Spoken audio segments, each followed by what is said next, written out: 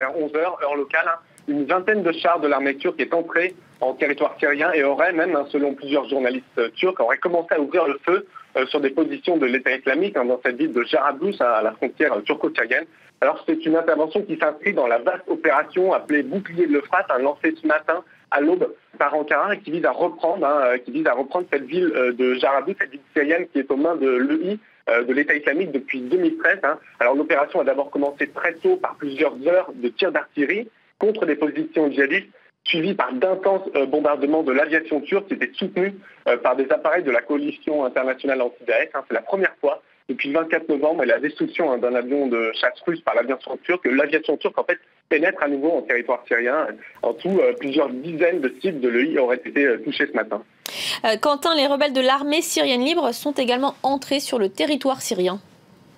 Oui, en effet, selon plusieurs sources, des unités de l'armée syrienne libre seraient rentrées en territoire, seraient rentrées sur plusieurs kilomètres. On savait que depuis plusieurs jours, ces unités soutenues par Ankara, qui ont leur base arrière en Turquie, se rassemblaient dans ce district turc frontalier de Karkamış, juste en face de Jarablus, en vue d'une opération terrestre pour reprendre la ville aux mains des djihadistes.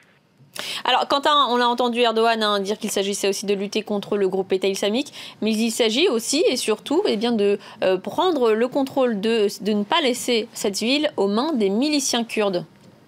Oui, en effet, dans son discours qui vient d'être prononcé, Erdogan rappelle que les deux menaces sont à la fois l'État islamique, mais rappelle aussi que les forces kurdes présentes dans la région sont une menace pour la sécurité d'Ankara. L'objectif principal pour Ankara et ses alliés aujourd'hui, c'est de contrôler Jarablus avant qu'elle ne tombe aux mains des unités kurdes, des YPG, qui sont considérées par la Turquie comme un groupe terroriste lié au PKK. Le but, c'est d'empêcher à tout prix qu'un corridor contrôlé par les forces kurdes se crée à la frontière turco-syrienne.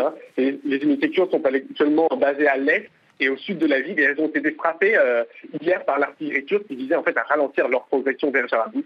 Et on l'a entendu ce matin à l'annonce de l'opération militaire, le leader du PYD, le principal parti kurde de Syrie, Salim Muslim, a prévenu que la Turquie venait d'entrer dans le bourbier syrien et qu'elle serait vaincue comme l'État islamique.